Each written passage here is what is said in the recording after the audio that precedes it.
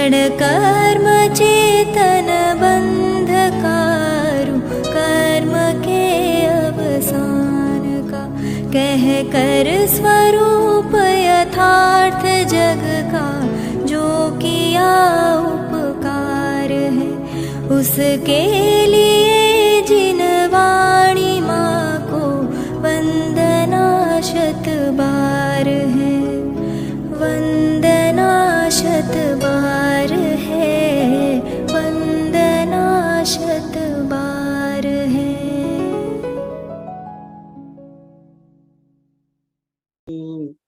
नमो आदि अवतार। आज प्रथम तीर्थंकर भगवान ऋषभ देव की जन्म जयंती है और उसी के साथ साथ भरत चक्रवर्ती की भी आज जन्म जयंती है। मेरे मन में बहुत सारे भाव ऋषभ देव को लेकर के और बहुत सारे भाव भरत चक्रवर्ती की जन्म जयंती को लेकर के उत्पन्न होते हैं। मैं समझता हूं कि हम सबको भरत जयंती भी समाज में उत्साह पूर्वक मनाई जानी चाहिए। उससे भी बहुत धर्म प्रभावना होगी, बहुत भ्रांतियां दूर होंगी। हमारे देश का नाम भारतवर्ष क्यों है, भरत का क्या मतलब है, भरत जी घर ही में वैरागी, अध्यात्म विद्या का संदेश, ये बहुत सारी बातें इस निमित्त से आएंगी। तो आज का ये पवित्र दिन है। मैं भगवान ऋषभ देव और भगवान भरत के चरणों में प्रणाम करते हुए आज की चर्चा प्रारंभ करता हूं। हम सब हिंदी के महान जैन साहित्यकारों का योगदान समझने की कोशिश कर रहे हैं। इन लोगों ने किस तरह बहुत स्वाध्याय स्वयं किया और बहुत स्वाध्याय दूसरों को कराया। उस अंधकार काल में इन्होंने तत्व ज्ञान की ज्योति को जलाकर रखा, लोगों के अज्ञान अंधकार को दूर किया, उन्हें तत्व ज्ञान का, वीतरागी तत्व ज्ञान का अपूर्व प्रकाश दिया। इनका स्मरण करते हैं तो रोमांच होता है। कितना अधिक जैन साहित्य है, कितना अधिक जैन साहित्य है, बहुत ही आश्चर्य होता है। मैं आज हमारी यूनिवर्सिटी की लाइब्रेरी में गया और वहां मैंने ये दो बड़ी बड़ी किताबें देखी। 1,000 पेज की किताबें हैं। हिंदी जैन साहित्य का इतिहास, 1,000 पेज की किताब ये है, 1,000 पेज की। ये पार्ट 1 पार्ट 2 और इनमें 1000 कवियों का परिचय दे रखा है। मुझे आश्चर्य होता है कि हम लोग खासकर दिगंबर जैन संप्रदाय के जितने महान कवि, आध्यात्मिक कवि, लेखक, उनके बारे में भी हम क्यों नहीं जानते, उनका परिचय हम सुरक्षित क्यों नहीं रखते। उनका योगदान पढ़ता हूं तो बहुत आश्चर्य होता है। तो हमको इन सब का योगदान जानना चाहिए, समाज को उसे सुरक्षित करना चाहिए और उसके जो बहुत सुंदर सामाजिक, आध्यात्मिक, साहित्यिक, दार्शनिक लाभ हैं, उनको प्राप्त करना चाहिए। इसलिए हम एक एक कवि का परिचय प्राप्त करने की कोशिश कर रहे हैं। और उस श्रृंखला में हमारा आज का शीर्षक है पंडित टेकचंद जी। पंडित टेकचंद जी। पंडित टेकचंद जी कौन थे, कैसे थे, कब हुए, उन्होंने क्या क्या ग्रंथ लिखे, ये सब आज समझने की हम कोशिश करेंगे। मैंने बहुत कोशिश की पंडित टेकचंद जी की किताबों को देखने की, पढ़ने की, तो मुझे एक इस बात का आश्चर्य हुआ कि हम अलग से टेकचंद जी पर तो क्या रिसर्च करेंगे, क्या किताब लिखेंगे, पर जो ग्रंथ हम उनके पढ़ रहे हैं, पढ़ा रहे हैं, छपा रहे हैं, उनकी भूमिका और प्रस्तावनाओं में भी उनका परिचय नहीं लिखते हैं। ये कितने दुख की बात है। मैंने पंडित टेकचंद जी की कई रचनाएं देख ली और पंडित टेकचंद जी की कुल मिला के आपको आश्चर्य होगा 16 रचनाएं हैं, 16 किताबें। कितना बड़ा काम किया है, लेकिन आज कोई जानता ही नहीं कि क्या टेकचंद जी कौन, कब, कैसे, कौन कौन किताबें, कैसे पार पड़ेगा, कैसे इन चीजों को थोड़ा थोड़ा समाज जानेगी।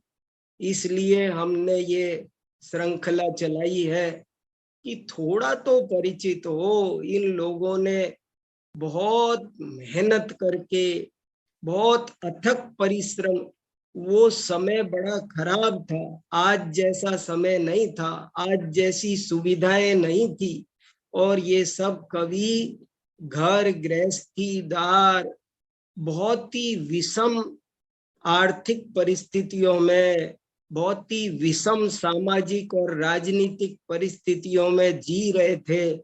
आज जैसा सुंदर वातावरण नहीं था, लेकिन तब भी इन्होंने किस तरह काम किया और लोगों को तत्व ज्ञान कराया, वो देख देख कर मुझे तो बहुत ही प्रेरणा मिल रही है।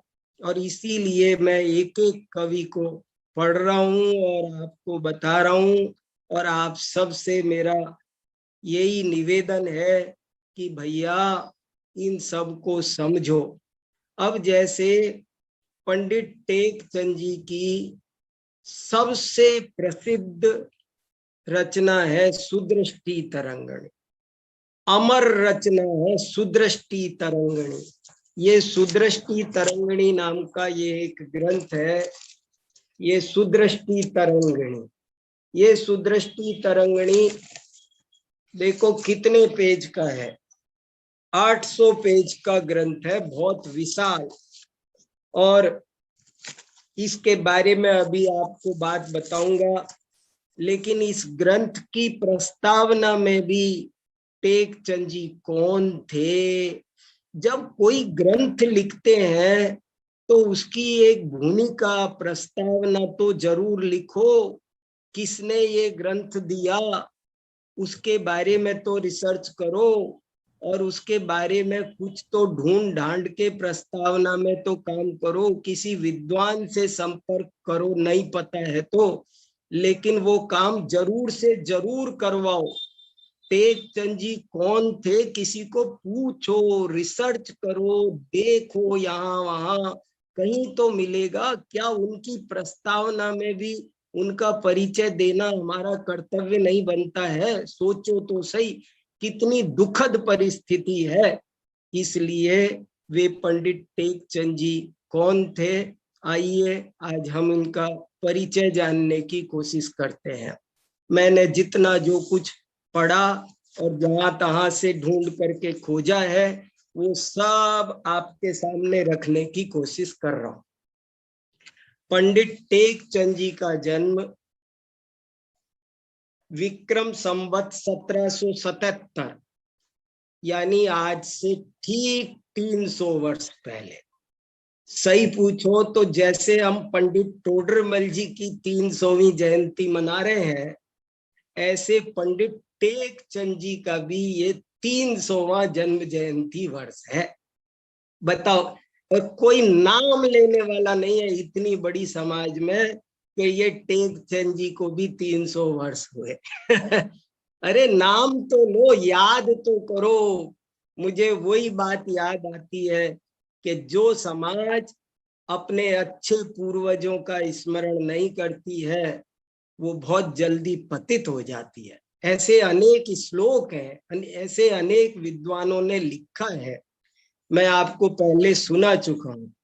तो पंडित टेक चंद जी का जन्म आज से, और 77 का मतलब करीब करीब पंडित टोडरमल जी का के समकालीन, और वही जगह जयपुर में ही इनका जन्म हुआ है और वही समय है। और उस समय वहां पर सवाई जय सिंह जी थे, और हालांकि जयपुर बसा था 1785 में। जब ये 8 साल के होंगे तब जयपुर बसा है। और जयपुर बसने के पहले जो वहां छोटे मोटे कोई गांव होंगे, वही किसी गांव में, ये प्रॉपर जानकारी हमको नहीं मिलती है, ना प्रॉपर जन्म तिथि ना प्रॉपर जन्म वर्ष, कुछ मिलता नहीं है। हमने यहाँ वहां से जो रिसर्च की है, विद्वानों से पूछा है, एक अपने दौसा में संजय जी प्रोफेसर है हिंदी साहित्य के, उनका हिंदी कवियों पर योगदान है, मैं हर बार उनसे भी बात करता हूँ कि कुछ मैटर मिले तो ऐसे करके जहां तहां ढूंढ ढूंढ करके कुछ लाता हूँ। डिक्शनरीज बहुत देखता हूँ, विश्वकोश देखता हूँ, कहीं कुछ मिल जाए। गूगल पर भी लिखे बिना मानता नहीं हूँ, भले कभी कुछ मिले ही नहीं। एक चंद जी पर कुछ नहीं मिला, लेकिन मैंने लिखा जरूर, मैंने कहा देखो तो सही कहीं कहीं। तो फिर विक्रम संवत 1777 में पंडित टेक चंद जी का जन्म हुआ, और इनके पिताजी का नाम राम किशन या हरि किशन, दो नाम मिलते हैं, क्या प्रामाणिक है पता नहीं। एक जगह राम कृष्ण लिखा है, एक जगह हरि किशन लिखा है। और इनके दादाजी कौन थे ये सुनकर आपको बहुत खुशी होगी। इनके दादाजी थे दीपचंद कासलीवाल, जिन्होंने भाव दीपिका लिखी है, जिन्होंने दीपचंद कासलीवाल पर हम एक व्याख्यान 2 व्याख्यान कर चुके हैं।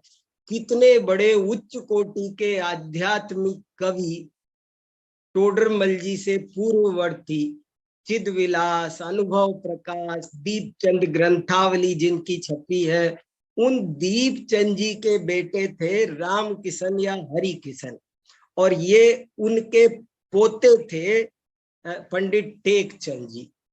लेकिन ये जयपुर रहते रहते जब बचपन में ही कुछ ही दिनों में इनके पिताजी को शाहपुरा में, जयपुर के पास में एक शाहपुरा जगह है, अभी भी है, जयपुर से करीब करीब 100 किलोमीटर भी नहीं है, वहां पर शाहपुरा में इनके पिताजी को राजा की ओर से कोई सर्विस मिली थी, और ये वहां पर गए थे तो सारा ही परिवार चले गया था। और पंडित टेक चंद जी ने एक प्रशस्ति में खुद लिखा है कि मेरी तब तक धर्म में बिल्कुल रुचि नहीं थी, मैं बड़ा ही अज्ञानी और पतित रहा, ऐसे उनके शब्द हैं। लेकिन ये लिखा कि वहां पर कुछ ऐसा योग बैठा, एक वहां नीलापति साहूकार थे, नीलापति साहूकार का उल्लेख ब्रह्मचारी रायमल जी ने भी किया है। और ये नीलापति देखो, उस जमाने के कोई कोई धर्मात्मा साहूकार भी कितने अच्छे होते थे कि वो नीलापति साहूकार ने इनको प्रेम से रखा, इनकी सब व्यवस्था की, और बोले हमको इतना प्रेम करते थे और बड़े धर्मात्मा थे, तो हम उनको देख करके धर्म में हमारी रुचि हो। देखो वात्सल्य, साधर्मी वात्सल्य, बोले हम तो बहुत दुखी थे, पतित थे, और हमारी हालत कह नहीं सकते इतनी खराब थी, लेकिन नीलापति साहूकार ने हमको गले लगाया और प्यार से रखा, हमारी हर तरह से मदद की, और उन्होंने जो धर्म सुनाया उसके कारण हमारी धर्म में रुचि हो गई। और नीलापति साहूकार के यहाँ हमारी धर्म में रुचि तो हो गई, लेकिन बोले दुर्भाग्य से हम वहां भी ज्यादा नहीं रह सके।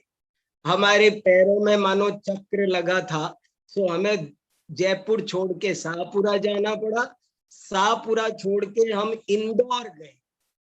इंदौर में हम सेटल हुए होंगे, साल 2 साल भी नहीं हुए कि हमको वहां से विदिशा जाना पड़ा, और फिर विदिशा में हम सेटल हो गए। और इसीलिए एक मुझे बहुत बढ़िया रिसर्च आर्टिकल मिला है विदिशा के कवि पंडित टेकचंद जी, और मैंने वो आर्टिकल आज ग्रुप पर भी डाला है कि विदिशा के कवि पंडित टेकचंद जी। तो ये टेकचंद जी असल में विदिशा के रहने वाले फेमस हो गए, क्योंकि ये वहीं रहे, फिर जीवन के अंत तक वहीं रहे। और आपको एक बात जानकर आश्चर्य होगा कि तब विदिशा का नाम विदिशा नहीं था, तब विदिशा का नाम भद्दलपुर था। शीतलनाथ भगवान की जन्मभूमि है विदिशा। विदिशा 10वें तीर्थंकर शीतलनाथ भगवान की जन्मभूमि है, और उसे उस समय भद्दलपुर कहते थे। तो भद्दलपुर में ये वहां सेट हो गए, जिसको अभी विदिशा कहते हैं। और वहीं पर फिर इन्होंने खूब स्वाध्याय किया, प्रवचन करने लगे, वहीं ग्रंथ लिखने लगे, और बहुत अधिक इनकी धर्म में इतनी जबरदस्त रुचि हो गई कि उन्होंने अनेक ग्रंथों को लिखते लिखते अपना तत्व ज्ञान करते कराते अपना जीवन यापन किया। जरा देखते हैं उन्होंने क्या क्या ग्रंथ लिखे हैं। मैं आपको एक दफे पंडित टेकचंद जी का योगदान आपको पता चले उन्होंने क्या क्या किया। पंडित टेकचंद जी ने एक पुस्तक लिखी है पंच परमेष्ठी पूजन विधान। पंडित टेकचंद जी की पूजा विधान बहुत सारे हैं। ये एक किताब है पंच परमेष्ठी पूजन विधान, बहुत सुंदर पूजन विधान है, बड़ा आध्यात्मिक है। और मैंने अपने जीवन में इसे सबसे पहले रविंद्र पंडित जी के साथ किया था, और उन्होंने इसका जो अर्थ भी समझाया था वो मेरे चित्त में अभी तक तैर रहा है। एक पंक्ति का अर्थ उन्होंने ऐसा सुंदर किया था कि सौदर में इंद्र पूजा कर रहा है अरिहंत भगवान, और वो कह रहा है कि हे भगवान, इस विश्व में जो सबसे ज्यादा कीमती रत्न है वो मेरे मुकुट में पाए जाते हैं। मेरे मुकुट में मेरे मुकुट से ज्यादा कीमती रत्न इस विश्व में कहीं भी नहीं पाए जाते। किंतु आपके पास जो सम्यक दर्शन, सम्यक ज्ञान और सम्यक चारित्र नाम के 3 रत्न हैं, उनके सामने मेरे इन रत्नों की कीमत धूल बराबर है। ये बात वो कहता है। तो मुझे बहुत, मैं प्रभावित हुआ। ऐसा ये आध्यात्मिक पंच परमेष्ठी विधान है। और पढ़ता हूं तो मैंने पूरा पढ़ा, कल पूरा फिर से इसको पढ़ा, और मुझे इतना आनंद आया। और खाना पूर्ति नहीं है, अक्सर पूजाओं में ऐसे होता है कि एक से ही छंद लिख दिए जाते हैं, सारे के सारे करीब करीब वैसे ही भाव, वही जल चंदन अक्षत वैसे ही वैसे भाव। लेकिन इनके पूजा की एक खास बात है कि इन्होंने ना हर एक में नई नई विषय वस्तु ली है, विषय वस्तु भी नई नई। जयमाला में, हर जयमाला में, हर अर्घ में, अब जैसे इनके अर्घ बनाए तो इन्होंने पंच परमेष्ठी का स्वरूप स्पष्ट कर दिया इस पूरे विधान में, बहुत बढ़िया। अरिहंत भगवान कैसे होते हैं, वीतरागता, सर्वज्ञता, उनके पूरे 46 गुणों पर एक एक अर्घ बनाया। सिद्ध भगवान के सारे गुणों पर एक एक अर्घ बनाया। फिर आचार्य परमेष्ठी के 36 गुण, उपाध्याय परमेष्ठी के 25 गुण, साधु परमेष्ठी के 28 गुण, सबका बहुत सुंदर विवेचन किया। और इनकी पूजाओं ने वैसी क्रांति की थी जैसी दयानत राय जी ने की थी। माने पूजा लिखने वालों में अगर आप 5 कवि बहुत प्रसिद्ध चुनना चाहोगे तो आपको टेक चंद जी को चुनना ही पड़ेगा। ये उस समय की बहुत बड़ी बात है। एक इन्होंने पूजा लिखी है 3 लोक पूजा, 3 लोक महामंडल विधान है जो उन्होंने आषाढ़ कृष्ण चतुर्थी विक्रम संवत 1828 को लिखा। एक पुस्तक उन्होंने कर्म दहन पूजा लिखी है जो मुझे देखने को नहीं मिली, लेकिन मैं उसको भी देखना चाह रहा था कि उन्होंने क्या भाव भरे हैं। वो भी 1828 में 1828 में एक साल में 3-4 विधान है। ऐसा लगता है कि उस साल मानो विधान लिखते रहे कवि। फिर एक पंच कल्याणक विधान अलग है, एक पंचमंगल विधान अलग है, छोटे छोटे विधान है। एक पंचमेरु पूजन विधान अलग है, एक 16 कारण पूजन विधान है। देखो आप कितने सारे विधान पूजा के, और सब स्वाध्याय करने लायक है। 16 कारण भावनाओं का स्वरूप समझना हो तो 16 कारण विधान बहुत बढ़िया है। माने गजब की बात यह है कि सब में बहुत नई नई और बड़ी अच्छी 3 लोक विधान पढ़ो तो इतना आनंद आता है, पूरा जैसे 3 लोक की यात्रा कर ली हो। और देखो आपको एक और गजब की 3 लोक पूजा में से मैं एक पंक्ति पढ़कर सुनाता हूँ, आपको आनंद होगा। अंतिम पंक्ति सुनाता हूँ। 3 लोक पूजा में पंडित टेक चंद जी ने लिखा कि 3 लोक पूजा मंडल विधान अभी मौजूद है, लेकिन वो मैं दूसरा नया लिख रहा हूं। उसका कारण ये है कि एक तो वो संस्कृत में है जिसको आजकल लोग नहीं समझते हैं, तो मैं इसलिए हिंदी में लिख रहा हूं। और दूसरा कारण बहुत ध्यान देने लायक है। दूसरा कारण उन्होंने लिखा कि जैन दर्शन तो वीतरागता का दर्शन है, लेकिन मैं देखता हूं कि पूजाओं में बहुत सारी रागात्मक बातें भरी हुई है जिनको पढ़ कर मेरा मन लगता नहीं है, और मुझे लगता है लोगों ने तत्व ज्ञान को अशुद्ध कर दिया। ऐसा उन्होंने लिखा। देखो क्या लिखा, तब हम पाठ अशुद्ध सुजान, मन में मतो करो इमबान, राग दोष मद मोहित जीव, सुनकर सब विपरीत गहीव। बोले पूजा के नाम पर जो हम रागात्मक बातें करते हैं उससे सामान्य जनता वही राग द्वेष की शिक्षा ग्रहण कर लेती है और जैन दर्शन का असली प्रयोजन खत्म हो जाता है। इसलिए मैंने ये दूसरी पूजा लिखी। बताओ क्या उनकी भावना, देखो अब इनका योगदान आप सोच सकते उस समय 300 वर्ष पहले। और ये कवि देखो तो सही, कोई जयपुर में शंखनाद कर रहा था तो कोई आगरा में कर रहा था, कोई बनारस में कर रहा था, कोई सहारनपुर मणियारा नकुड़ में कर रहा था, तो ये विदिशा में भी शैली चलती थी और विदिशा से उन्होंने पूरा मालवा कवर कर लिया। पूरे मालवा के प्रसिद्ध हीरो है हमारा, ये जैन हीरो नाम दिया है ना कोमल बहन ने तो ये मालवा के हीरो है पूरे के पूरे मालवा प्रांत में इन्होंने ये काम किया। नंदीश्वर पूजन विधान की लिखा है, रत्नत्रय पूजन विधान लिखा है, 10 लक्षण पूजन, देखो कितने सारे पूजन विधान मैंने आपको बताए। पंडित टेक चंद जी कितने बढ़िया कवि थे और कितनी किताबें उन्होंने लिखी है।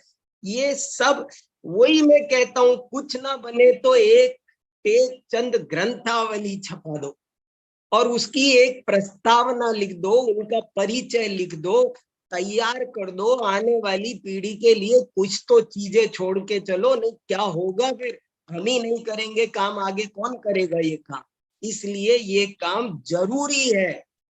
फिर देखो एक किताब लिखी है इन्होंने व्यसन राज वर्णन, ये बहुत बढ़िया किताब है। इसमें 7 व्यसनों का बहुत सुंदर चित्रण है। आप जानते नहीं है, आज के समय में बहुत बुरी हालत है, लोग व्यसनों में अभी फिर पड़ते देखे जा रहे हैं। अभी मैं बहुत अच्छे अच्छे घरों में व्यसन घुस गए ऐसा देख रहा हूँ, और नए नए बच्चे ये तर्क करते हैं इसमें क्या दोष है, इसमें क्या दोष है। तो व्यसन छुड़ाने के लिए उन्होंने एक किताब लिखी उस जमाने में, व्यसन राजवर्णन। एक किताब का नाम है नेमी चंद्रिका। मैं देख नहीं सका इसमें क्या है, बहुत सी किताबें मुझे देखने, मैं तरस रहा हूँ उनकी किताबें देखने के लिए, खूब तरस रहा हूँ। दिन भर इसको पूछूंगा, उसको पूछूंगा, इस लाइब्रेरी में देखूंगा, ई लाइब्रेरी में देखूंगा, पर मुझे मिलती नहीं किताबें। बताओ, आप सोचो, जब मुझे किताबें नहीं मिल रही क्या होगा, कहीं तो ये किताबें होनी चाहिए ना। फिर चलो, एक पद संग्रह है टेकचंद जी का, वो भी मुझे देखने नहीं मिला। टेकचंद जी के पद, आपको संत लाल जी के मैंने पद सुनाए, इन लोगों के जो पद है ना, मैं तो इनके पदों पर बहुत रीझता हूँ। इनके पद हल्के नहीं है। क्या चिन्मूरत द्रगधारी की, वो एक ही पद में मानो पूरा समय सार भर दिया। एक एक पद में वो इतना गहरा तत्व ज्ञान भर देते हैं, मानो समय सार की गाथा है, मानो गोमट सार की गाथा है। ये लोग ऐसे थे जो संस्कृत प्राकृत के बहुत अच्छे ज्ञाता होते थे, और उसी भाव को केवल भाषा बदलते थे और एज इट इज हिंदी में दे देते थे। तो इनके पद कहीं मिल जाते, मैं तरस रहा हूं, किसी को मिले तो भेजना। तो टेकचंद जी का पद संग्रह है बहुत अच्छा। और आपको बात बताऊं, पंडित आप कोई नहीं जानते, टेकचंद जी ने एक 6 ढाला लिखी है। किसी को पता है बताओ, किसी को पता हो तो बताओ। टेकचंद जी ने 6 ढाला लिखी है, 6 ढाला। और वो मुझे देखने को नहीं मिली, आज 8 दिन से तो कोशिश कर रहा हूँ। मैंने बुद्धजन जी की 6 ढाला पढ़ ली, दयानंद राय जी की पढ़ ली, और दौलत राम जी की पढ़ ली, और 3 ही 6 डाला हमको, आपको पता होगा, किसी को आपको कहीं पता हो तो मालूम नहीं। लेकिन मैंने ये पढ़ा कि टेकचंद जी की सूची में पढ़ा कि एक इन्होंने 6 डाला भी लिखी है। क्या होगा, देखो कैसे हमको सुरक्षित करना चाहिए। ये डाटा तो इकट्ठे रखो भाई, नहीं तो कैसे काम चलेगा। हमारे यहाँ समाज में एक अच्छा शोध संस्थान होना चाहिए। हमारी समाज में एक शोध संस्थान की बहुत जरूरत है। कैसे भी करके हमें काम करना चाहिए। शोध संस्थान नहीं होगा तो ये चीजें सुरक्षित नहीं रहेंगी, ये सब खत्म हो जाएंगी। और ये बहुत मूल्यवान चीजें हैं, इनका मूल्यांकन आप नहीं कर सकते। कब किस चीज, मैं ये नहीं कह रहा आप सब पढ़ो, लेकिन पता नहीं किसको किससे फायदा हो जाएगा, किसके भाव किससे बदल जाएंगे। तो ये चीजें हमारी अनमोल धरोहर है, ये बची तो नहीं। एक इन्होंने पुण्याश्रव कथा कोश, एक पुण्याश्रव कथा कोश ने बहुत लोगों का जीवन बदला। मुमुक्षु रामचंद्र का संस्कृत में ग्रंथ है, और मैंने भी पढ़ा, और मैं सच बताऊं मेरे परिणाम इतने भीग गए। 56 कहानियां हैं, और इतनी सुंदर सुंदर कहानियां हैं, आप किसी बच्चे को दे दो तो पढ़ने लायक है। पुण्याश्रव कथा, बस भाषा पुरानी है, उसको अगर कोई आज की भाषा में, मैं चाहता हूं पुण्याश्रव कथा कोश को नए सिरे से कोई हिंदी अनुवाद करे संस्कृत के आधार पर। ये एक दौलत राम कासलीवाल ने किया है, एक टेकचंद जी ने किया है, लेकिन वो बहुत सुंदर कहानियां हैं। उनको छोटे नए वाक्य विन्यास, नए संवाद बना करके अगर वो कहानियां लिखी जाए तो इतनी उपयोगी है, किसका जीवन बदल देगी। दौलत राम कासलीवाल ने अपनी जिंदगी में पहला ग्रंथ पुण्याश्रव कथा कोश पढ़ा था, और वो कहते हैं पुण्याश्रव कथा कोश पढ़कर मेरा जीवन बदल गया पूरा का पूरा। और वो ही हाल इनका देखो, ये पुण्याश्रव कथा कोश से इनको भी बहुत फायदा हुआ, इन्होंने अपनी प्रशस्ति में लिखा है। एक बहुत सुंदर ग्रंथ इन्होंने लिखा है, उसका नाम है बुद्धि प्रकाश। बहुत, और ये ग्रंथ अभी तक छपा नहीं है, विदिशा के मंदिर में हस्तलिखित ग्रंथ रखा हुआ है। आप लोगों को कुछ दुख नहीं हो रहा मैं ये सब बातें सुना रहा हूं तो? ये काम आपको जरूरी नहीं लग रहे? बताओ कोई क्या कर रहा है? क्या वो ग्रंथ बुद्धि प्रकाश, और बुद्धि प्रकाश में 126 पत्र है। 126 पत्र का मतलब लगभग 252 पेज हो गए। 252 पेज की ये रचना है, और इसमें पूरा नीति का वर्णन है। थोड़े एक आदर्श जीवन कैसा होना चाहिए, हमको क्या करना चाहिए, क्या नहीं करना चाहिए, हम क्रोध से कैसे बचे, हम अहंकार, एक तरह का ये नीति शतक है। बहुत सुंदर नीति का, व्यसनों का भी इसमें, जैसे भूधरदास जी का जैन शतक है, इस टाइप का ये ग्रंथ है। दान का क्या महत्व है, दान की क्यों प्रेरणा दी गई, ऐसे करके बहुत प्यारा, लेकिन आज तक अप्रकाशित ग्रंथ है। इस ग्रंथ को देखना चाहिए, इसको टाइप कराना चाहिए। अरे आजकल तो आपको छपाना नहीं हो, पैसे खर्च नहीं करने हो, तो उसको कम से कम तैयार करके ही लाइब्रेरी पर छोड़ सकते हो। लोग तो पढ़े तो सही, देखें तो सही, पर ये काम जरूरी है। एक टीम बनाकर, एक शोध संस्थान बनाकर इन कामों को करना चाहिए। ये अपन हीरोज की बात कर रहे हैं ना, तो हीरो माने जो शस्त्र से रक्षा करते हैं, ये शास्त्रों से रक्षा करते हैं। ये पूरे तत्व ज्ञान की, हमारी आत्मा की रक्षा करते हैं। वे शस्त्र से तन की रक्षा करते हैं, ये आत्मा की रक्षा करते हैं। कितना बड़ा इनका योगदान है। तो ये बुद्धि प्रकाश एक बहुत ही सुंदर अद्भुत ग्रंथ है, और उसमें बाद में 2 पेज की इन्होंने अपनी जीवनी भी अंत में लिखी है, वो भी पढ़ने लायक है। एक इन्होंने राजा श्रेणिक का चरित्र लिखा है, पुस्तक का नाम है श्रेणिक चरित्र, और इसकी सैकड़ों पांडुलिपियां हस्तलिखित ग्रंथ भंडारों में मिलती है। 1833 में इन्होंने राजा श्रेणिक चेलना पूरा का पूरा बहुत सुंदर चरित्र है और काव्यात्मक है, वो लिखा हुआ। एक ग्रंथ इनका देखो, सुनो क्या काम किया इन्होंने। पूरे ज्ञानार्णव ग्रंथ की वचनिका लिखी है। उस जमाने में लोगों को इन्होंने ज्ञानार्णव पढ़ाया, लिख करके दिया, उसका अनुवाद लिखा, वचनिका लिखी। पढ़ो ज्ञानार्णव वचनिका, इतने विशाल ग्रंथ की वचनिका इन्होंने लिखी, ज्ञानार्णव वचनिका। सटपाउड वचनिका, मैं आपको पहले बता चुका हूं कि उस समय तक अष्टपाउड नहीं मिले थे। अष्टपाउड सबसे पहले पंडित जयचंद जी छाबड़ा ने तैयार किए।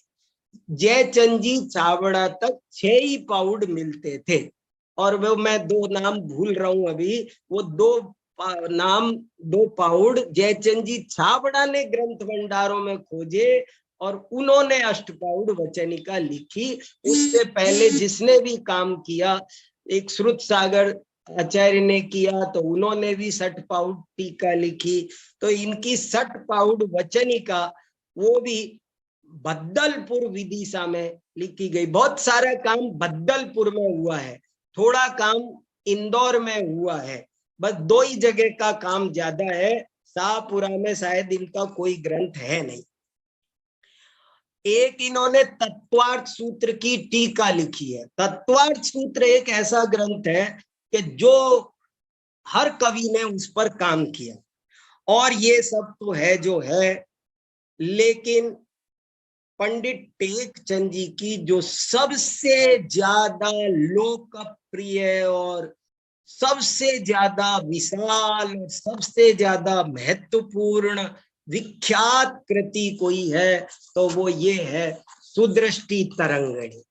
ये सुदृष्टि तरंगिणी इनकी अमर कृति है और पढ़ो तो हाथ से छूटती नहीं है, ऐसा मन लगता है, पढ़ते जाओ पूरी। मैंने ये पूरी की पूरी पढ़ी है 900 पेज की सुदृष्टि तरंगिणी। इतना बढ़िया ग्रंथ है। ब्रह्मचारी यशपाल जी अन्ना जी ने भी इसका संपादन किया और ये इतना प्यारा ग्रंथ है। और आपको एक बात बताऊं इस ग्रंथ के बारे में, इस ग्रंथ की महिमा अपरंपार है। ये ग्रंथ फिर सिद्ध करता है कि उस जमाने के कवि कभी कभी ऐसी कोशिश करते थे कि एक ही किताब से सारा काम हो जाए। जैसे पंडित टोडरमल जी मोक्ष मार्ग प्रकाशक लिख रहे थे, जैसे पांडे राजमल जी पंचाध्यायी लिख रहे थे कि एक ग्रंथ में सारा विषय आ जाए।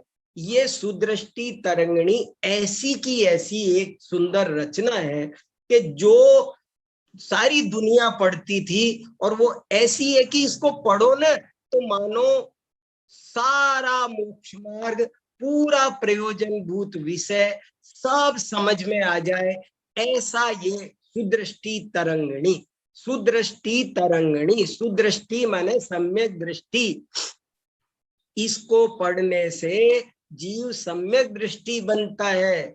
सम्यक दृष्टि कैसे विचार तरंगे कैसी उसकी होती है, कैसे सोचता है, क्या क्या मानता है, क्या क्या जानता है, जीवन में सम्यक की लहर कैसे पैदा हो, यही भावना लेकर के इन्होंने सुदृष्टि तरंगिणी लिखी है। और इस सुदृष्टि तरंगिणी में कुल मिलाकर 42 चैप्टर है, 42 अध्याय है। और पहला अध्याय प्रस्तावना है। पहला अध्याय पूरा का पूरा प्रस्तावना है।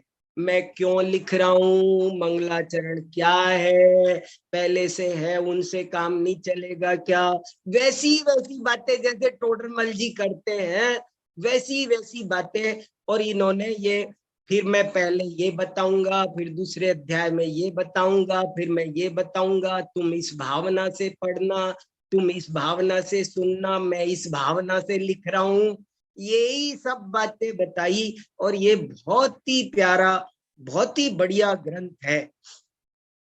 और इस ग्रंथ में एक सबसे ज्यादा मुझे प्रभावित करने वाली बात, जानने समझने की बात ये है कि ये ग्रंथ में 155 प्राकृत गाथाएं हैं। माने कोई कहता है कि प्राकृत पहले ही लिखी जाती थी, लेकिन प्राकृत में ग्रंथ रचना अब तक होती रही है। मैंने सन 18वीं 19वीं शताब्दी में सुदृष्टि तरंगिणी ग्रंथ मूल में प्राकृत में ग्रंथ है। 155 गाथाएं लिखी है पहले पंडित टेकचंद जी ने। और 155 गाथाएं लिखने के बाद में एक एक गाथा की मानो सोपद्य टीका, स्वयं ही उसकी वचनिका टीका, और एक एक गाथा की 20-20 पेज में वचनिका लिखी है एक गाथा। और बताओ टेकचंद जी की प्रतिभा का अंदाजा लगाओ कि उन्होंने एक क्रम में व्यवस्थित रूप से पहले 155 गाथाएं लिखी और फिर उन गाथाओं की उन्होंने वचनिका लिखी। और उन वचनिकाओं को ऐसे लिखा है, ऐसे सजाया है, ऐसे संभाला है कि कोई प्रयोजनभूत विषय नहीं छूटा। देव शास्त्र गुरु का क्या स्वरूप है, कुगुरु कुदेव का क्या स्वरूप है, श्रावक के क्या कर्तव्य है, 6 द्रव्य क्या है, उत्पाद व्यय द्रव्य क्या होता है, द्रव्य गुण पर्याय क्या होता है, 7 तत्व क्या है, 6 दर्शन का परिचय क्या है। देखो आपको इसकी विषय सूची दिखाऊं तो आपको पता चलेगा कि इसमें क्या क्या विषय आए। इसमें बड़े गजब गजब के विषय आए। मैं कहूँ कोई विषय नहीं छूटा इसमें, इतने बढ़िया बढ़िया इसमें विषय आए।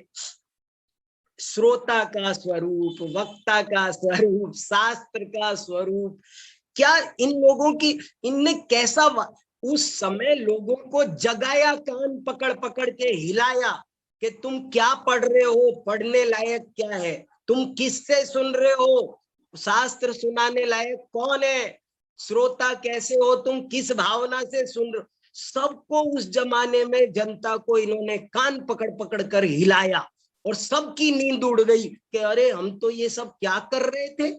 सच्चा वक्ता ऐसा होता है, सच्चा शास्त्र ऐसा होता है, सच्चा श्रोता ऐसा होता है।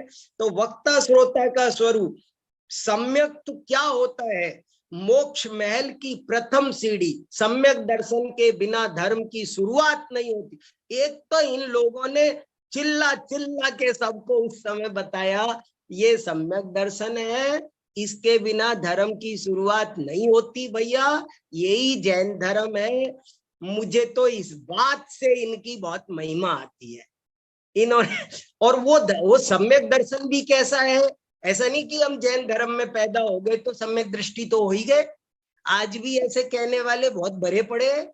लेकिन नहीं, इन्होंने कहा आत्मानुभूति हो तो ही सम्यक दर्शन होता है।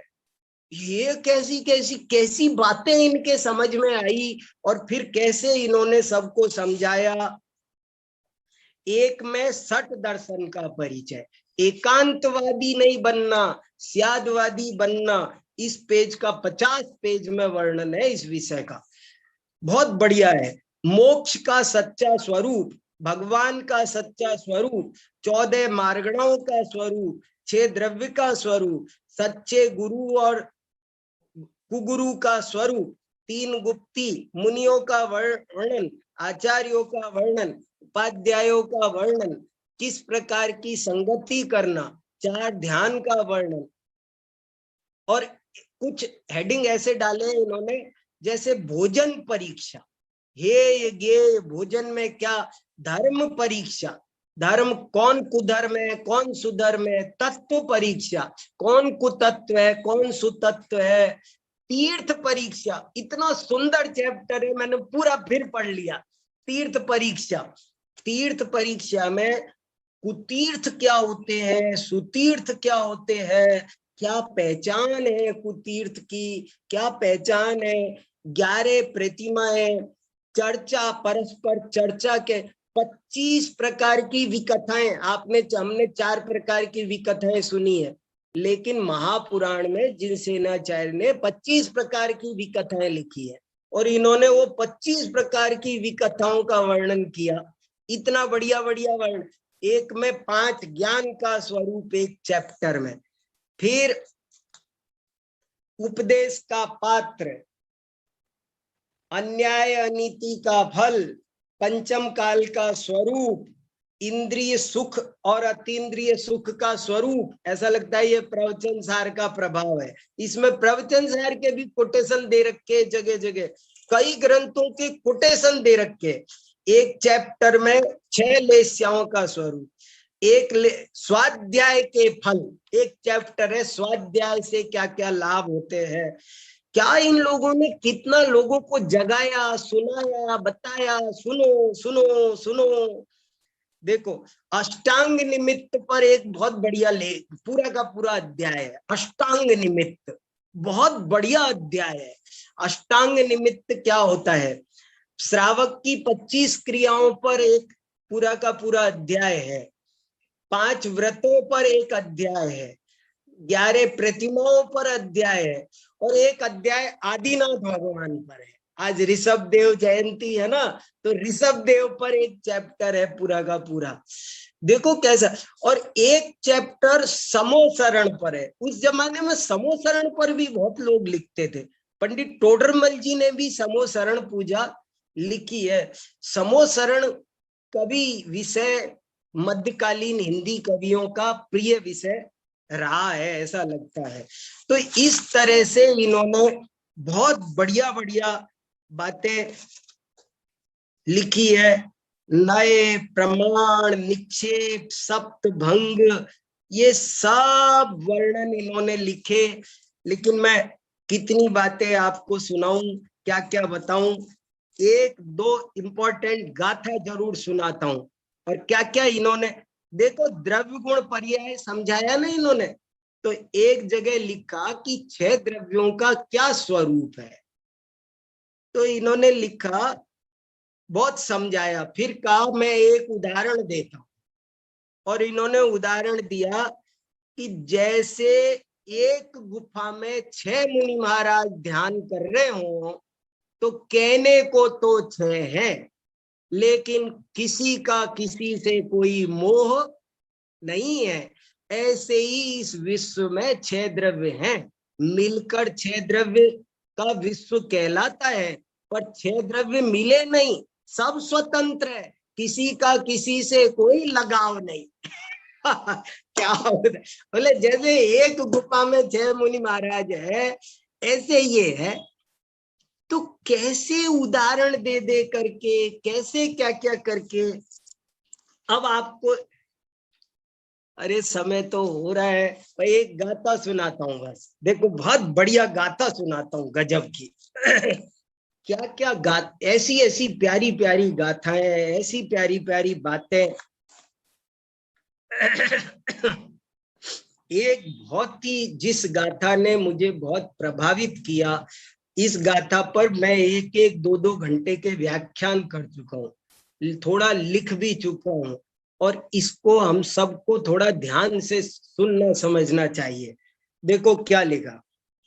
धम्म सवानिव पंचय जाई लोयाय बंधुवगाणी इण विरुद्धम वच कर दी सच सठ लोयणिंद दो खलहो। हिंदी अर्थ,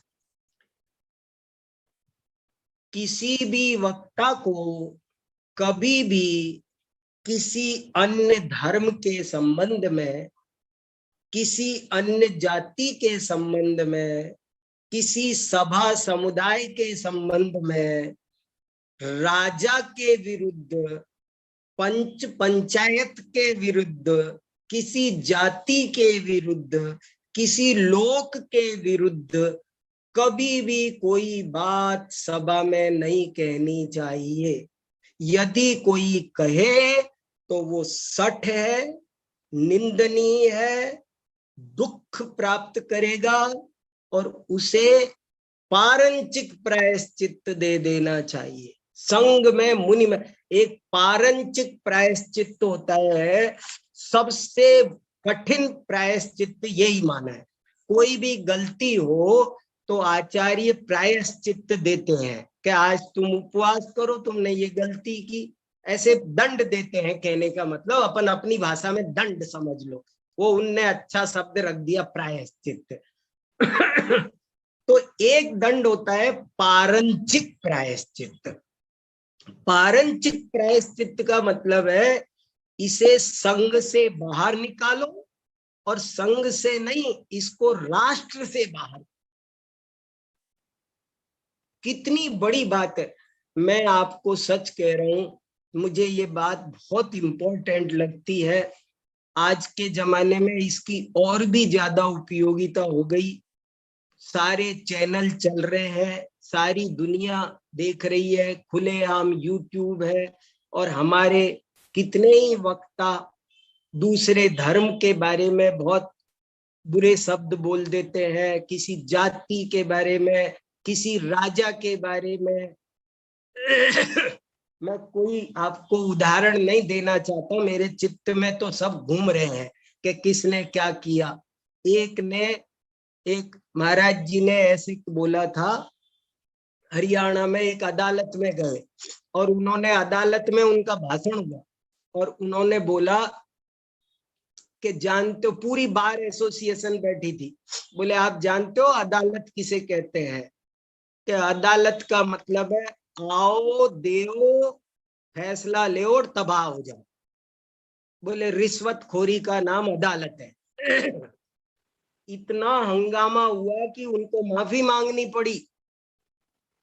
कई बार एक आदमी गलती करता है और पूरी समाज पर संकट आ जाता है। लोग अगर सरकार को गाली देवे, ये काम जिनवाणी के वक्ताओं का नहीं है।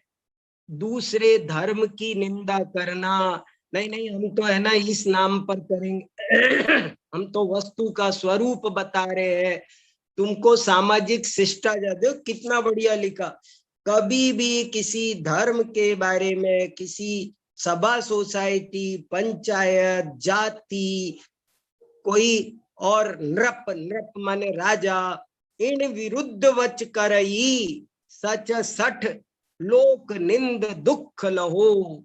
वो सठ है, लोक निंद है, और वो दुख प्राप्त करेगा। तो ऐसी बहुत सावधानी से जैन तत्व ज्ञान की, जैन संस्कृति की सुरक्षा करने में इन लोगों ने बहुत योगदान दिया। देखो मैंने बुक मार्क तो बहुत सारे लगा रखे हैं, पर समय तो हो गया। हे उपादेय गे, जरूर समझो, ये बात इन्होंने 10 बार लिखी। बोले 10 दफे सुदृष्टि तरंगिणी में ये लिखा है। पंडित फूलचंद जी कहते थे इस बात को कि आप कोई भी काम करो, खाओ, सो, चलो, बोलो, अगर आपने ऐसे ही किया तो वो साधारण क्रिया, लौकिक क्रिया, और अगर उसमें आपने एक विवेक पूर्वक शब्द लगा दो, हर, जैसे हर वर्ब में, हर क्रिया में एक एडजेक्टिव जोड़ दो विवेक पूर्वक, तो वो चरणान योग की क्रिया है, वो धर्म की क्रिया है। आपका सोना विवेक पूर्वक, खाना तो है पर विवेक पूर्वक खाए तो वो चरणान योग है। चलना तो है, तो ये बात सुदृष्टि तरंगिणी में भी 10 दफे लिखा है। आप किसी से बोलो तो विवेक पूर्वक बोलो, सुनना विवेक पूर्वक। तीर्थ यात्रा पर जा रहे हो, कहाँ जा रहा हूं, क्यों जा रहा हूं, क्या प्रयोजन है। माने इन कवियों का ये सबसे बड़ा योगदान है कि उन्होंने सबको जगह दिया कि तुम सोचो, तुम्हारे दिमाग का उपयोग करो, किसी के कहने से और ऐसे ही अंध श्रद्धालु मत बनो। जैन दर्शन परीक्षा प्रदान है, ऐसे हंगामा मचा मचा कर इन्होंने बहुत जैन तत्व ज्ञान को इन्होंने जीवित रखा। और बहुत सारी बातें, धन शास्त्र, एक अर्थशास्त्र पर एक गाथा लिखी, और ऐसा लिखा, संचय करने से बहुत हानि होती है। धन का संचय, जो अपना नुकसान करके संचय करते हैं वे बहुत दुख उठाते हैं। कार्तिकेयानुप्रेक्षा में ये बातें बहुत विस्तार से लिखी है। मैं जैन इकोनॉमिक्स पर 1-2 व्याख्यान करता हूँ, तब ये बात बहुत विस्तार से बताता हूँ। पर ये बहुत लोगों के साथ ऐसा हो रहा है, लोभी जीवों की बहुत दुर्गति होती है। ये लोभ बहुत खतरनाक चीज है। कितना बढ़िया दुआ है, धन की गतियां 3 है, मुझे बहुत प्रिय है ये दोहा। धन की गतियां 3 है, दान, भोग और नाश। दान भोग यदि ना किया, निश्चय हो यह विनाश। कितना प्यारा दुआ है, कितना बढ़िया मार्गदर्शन है। हम समझे जब तो धन की 3 ही गतियां हैं। अगर फर्स्ट डिवीजन पास होना है तो दान कर दो, सेकंड डिवीजन पास होना है तो भोग कर लो, और फेल होना है, थर्ड डिवीजन नहीं होता कुछ, तो फेल होना है तो नष्ट तो हो ही जाए। ऐसा बहुत होता है। आप ऐसा सोचो, मान लो मेरे घर में 1 किलो बादाम रखी है, तो अब एक तरीका तो यह है कि किसी को खिला दो। सेव फल रखे रहते घर में, चीजें रखी रहती, हम किसी को खिलाते भी नहीं है और हम खाते भी नहीं है। फिर क्या होता है, न खाया न खिलाया, तो क्या हुआ, वो सड़ गया, तुमको हिंसा का दोष और लगा। धन की गतियां तीन है, दान भूल। ये दान वाले प्रकरण पर भी कभी, अब ये एक एक गाथा पर एक एक घंटे बात करने की जरूरत है शांति से, बहुत इंपॉर्टेंट विषय है। एक जगह लिखा एक शास्त्र में, यदि चित्तम नहीं वित्तम, यदि वित्तम नहीं चित्तम, चित्तम वित्तम नहीं सुपत्तम। समझ में आया? या तो चित्त है, माने मन है दान करने का, पर वित्तम नहीं, पर धन नहीं है। यदि चित्तम नहीं वित्तम, और यदि वित्तम नहीं चित्तम। जिसके पास धन है उसका मन नहीं है, जिसका मन है उसके पास धन नहीं है, और किसी के पास में चित्त भी है वित्त भी है, पर सुपत्तम, सुपात्र नहीं मिल रहा है। देऊं किसको? दे लेने वाला नहीं मिलता, देने का योग नहीं मिलता। चीज भी है, देना भी चाह रहे हैं, किसको देवे? लेने वाला नहीं मिल रहा। चित्तम वित्त, यदि चित्तम नहीं वित्तम, यदि वित्तम नहीं चित्तम, चित्तम वित्तम च नहीं सुपत्तम। और फिर नीचे तो और गजब की बात लिख दी कि चित्त भी हो, वित्त भी हो और सुपत्त भी मिल जाए, और फिर भी जो दान न करे, उससे बड़ा भागा कोई है ही नहीं।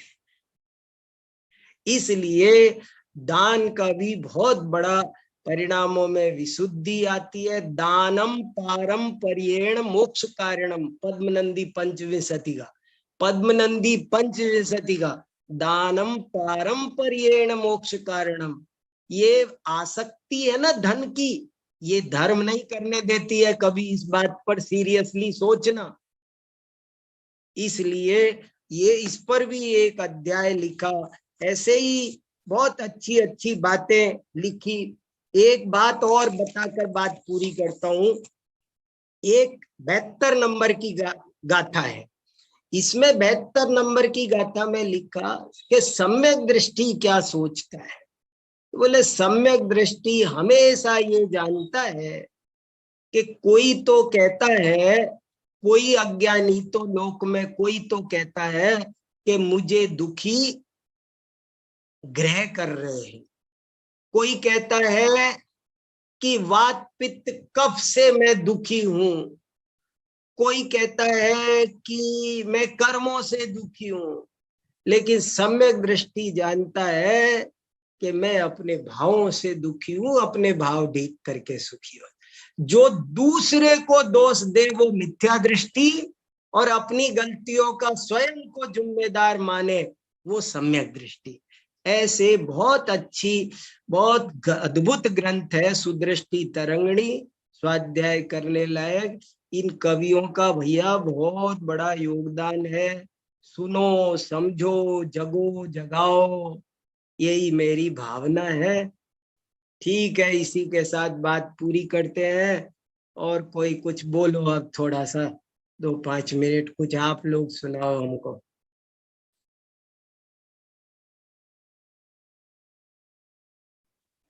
हाँ सुनाइए। हाँ संजय जी, देखो कौन कौन क्या कहते हैं कुछ। संतोष जी बोल रहे हैं। हाँ संतोष बहन जी बोलो। नमो जिणाणम गुरु जी। नमो जिणाणम, सुनाओ।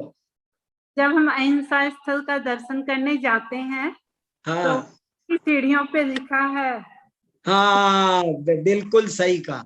दान की 3 गतियां। बिल्कुल बिल्कुल बिल्कुल बिल्कुल सही कहा, एकदम सही कहा। अहिंसा स्थल कुतुब मीनार के सामने बहुत बड़ा जैन मंदिर है, विशाल। उस मंदिर में प्रवेश करते हैं तो ये दोहा सामने मिलता है, धन की गतियां 3 है, दान भोग यही। संतोष बहन जी वहीं रहती है ना, इसलिए याद दिला रही। बहुत धन्यवाद आपको। हाँ और बोलिए। प्रज्ञा बहन जी कुछ सुनाओ।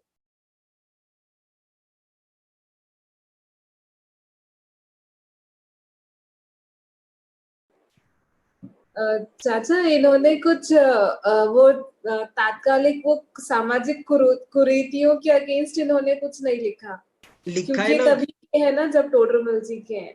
एक बुद्धि प्रकाश ग्रंथ है, बुद्धि प्रकाश।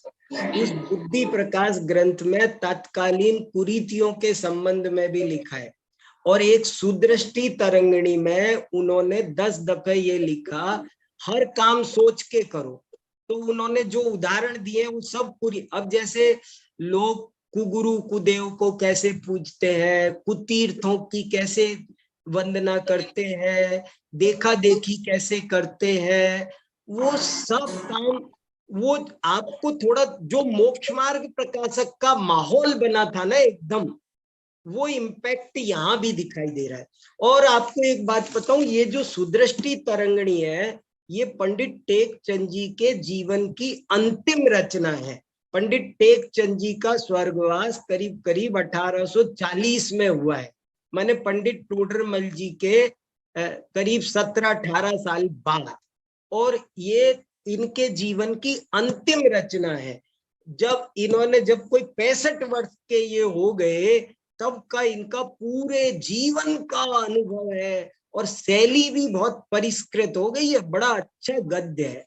तो जगह जगह आया है कुरीतियों के निषेध की बात। हाँ, और कोई?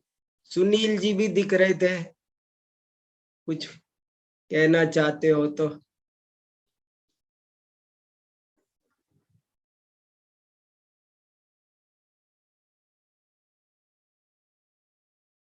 ठीक है, फिर कोमल बहन कुछ कहेंगी। संजय जी आप बताओ कुछ। अब देखो संजय जी, आज आपने मुझे सुदृष्टि तरंगिणी भेजी। सुदृष्टि तरंगिणी जैसी किताब में एक भूमिका तो होनी चाहिए। और ये जो जितनी बातें मैंने बताई है कि भाई वो दीपचंद कासलीवाल के पोते थे, ये पिताजी थे, ये उनकी, फिर वहां शाहपुरा गए, नीलापति साहूकार से मिलकर धर्म में रुचि लगी, फिर इंदौर गए, फिर मालवा में इन्होंने बहुत धाक जमाई, फिर विदिशा में ये काम किया। विदिशा को बद्दलपुर कहते थे, शीतलनाथ की जन्मभूमि है। मैं जाके आया हूँ, सब वहां दर्शन करके आया हूँ। शीतलनाथ की जन्मभूमि बगल में, और एक और जगह है वही ग्यारसपुर करके, कोई शायद ग्यारसपुरी नाम है, श्रेयांसनाथ भगवान की जन्मभूमि है। तो वो जगह सब आज भी, वहां शीतलनाथ भगवान का मंदिर है विदिशा में, बड़ा विशाल किला अंदर भी। मैंने एक 10 लक्षण भी किया है उधर। तो ऐसे करके एक परिचय, और किसी को पता नहीं है, कम से कम ये तो पता हो, पंडित टेकचंद जी ने निम्नलिखित 16 रचनाएं उनकी अब तक उपलब्ध होती है। किसी को ये तो पता हो, एक हर किताब में उनकी कोई किताब हो। अब ये पंच परमेष्ठी विधान छपा है, और टेकचंद जी कौन थे एक लाइन भी नहीं लिखी, एक भी लाइन।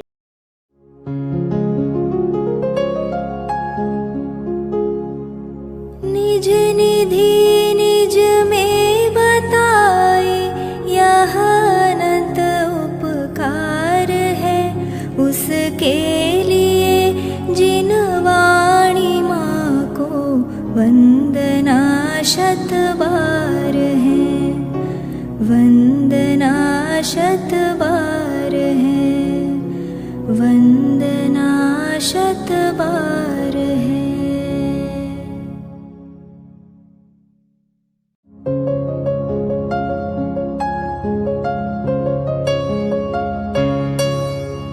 हे जिन वाणी भारती, तो ही जपो दिन रैन, जो तेरी शरणा गहे, सो पावे सुख चैन। जा वाणी के ज्ञान ते, सूझे लोकालोक, सो वाणी मस्तक नवो, सदा देत हो ढोक, सदा देत हो